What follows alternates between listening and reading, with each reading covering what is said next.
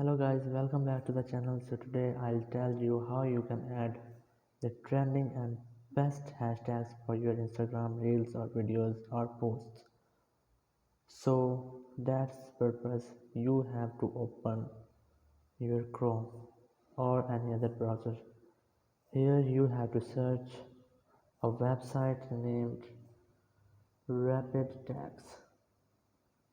Just click on the first website and here you have to enter the topic of your post, video or any picture etc. I want to enter a picture topic name sunshine and then click on search.